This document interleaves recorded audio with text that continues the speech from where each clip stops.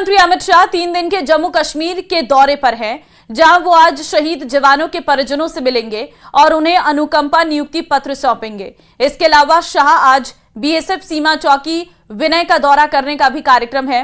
इससे पहले रविवार शाम को अमित शाह ने जम्मू में पार्टी विधायकों और पदाधिकारियों की एक बैठक ली। शाह 8 अप्रैल को श्रीनगर में विकास परियोजनाओं की समीक्षा बैठक लेंगे।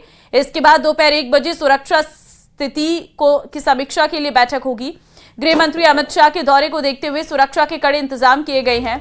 जम्मू और श्रीनगर में सुरक्षा कर्मी हाई अलर्ट पर है। देखिए, जम्मू कश्मीर के दौरे पर गृह मंत्री अमित शाह हैं।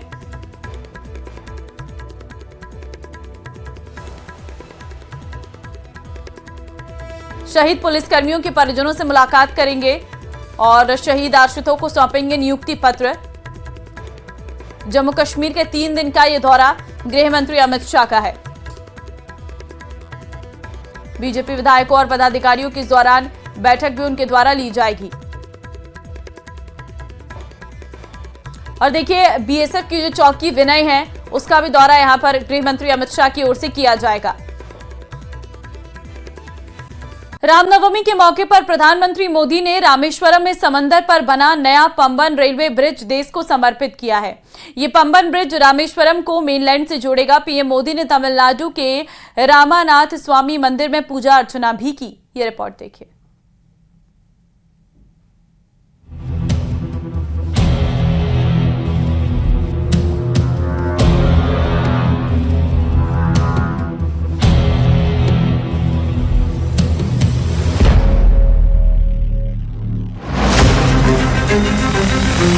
समंदर में भारतीय इंजीनियरिंग की अद्भुत मिसाल।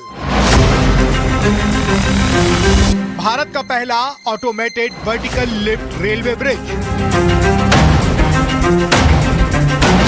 रामेश्वरम द्वीप को जोड़ने वाला भव्य पंबन रेलवे पुल।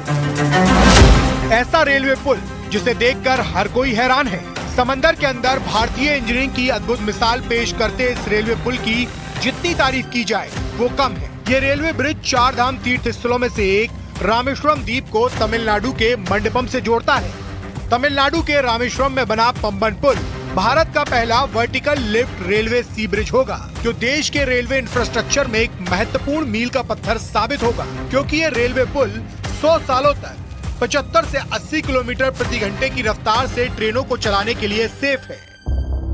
पंबन ब्रिज की लंबाई 2.08 किलोमीटर है, जिसकी लागत 550 करोड़ रुपए से अधिक है। प्रधानमंत्री नरेंद्र मोदी ने नवंबर 2019 में इस पुल की नींव रखी थी। इसे डबल ट्रैक और हाई स्पीड ट्रेनों के लिए डिजाइन किया गया है। स्टेनलेस स्टील से बने इस पंबन ब्रिज पर पॉलीसिलोक्सेन कोटिंग की गई है, जो इसे जंग और समुद्र के नमकीन पानी से बचाएगी।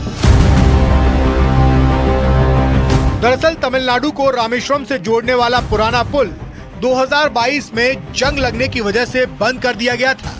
इसके बाद से रामेश्वरम और मंडपम के बीच रेलवे कनेक्टिविटी खत्म हो गई थी, जिसके बाद इस नए रेलवे ब्रिज की जरूरत पड़ी। और जब ये बनकर तैयार हुआ तब इसकी खासियत का लोहा विदेश में बैठे बैठे बड़े बड़े इंजीनियर भी मानने लगे, क्योंकि ये नया पंबन ब्रिज 5 मिनट में 17 मीटर तक ऊपर उठ जाता है, ताकि इससे बड़े जहाज आराम से गुजर सके। पंबन ब्रिज को 99 स्पेन यानी कि हिस्सों से मिलकर बनाया गया है।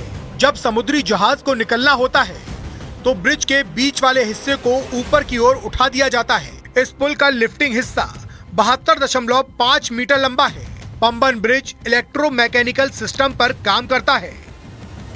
रेलवे विकास निगम लिमिटेड द्वारा बनाए गए इस ब्रिज को बीच से उठाने के लिए सिर्फ एक कर्मचारी की जरूरत होगी, जबकि इसके पहले वाले पुराने कैंटिलीवर पुल को लीवर के जरिए मैनुअली खोला जाता था, जिसमें 14 लोगों की जरूरत पड़ती थी। अब ये समझना बहुत जरूरी है, जब इस ब्रिज के नीचे से कोई जहाज गुजरेगा तब ये कैसे काम करेगा।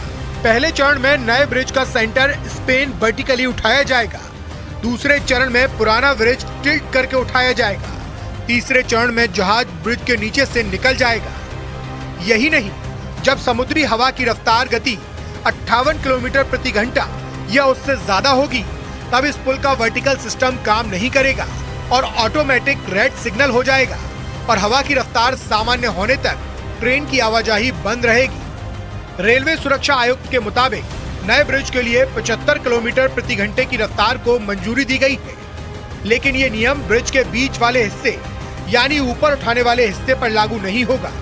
लिफ्ट वाले हिस्से के लिए 50 किलोमीटर प्रति घंटे की रफ्तार की परमिशन दी गई है।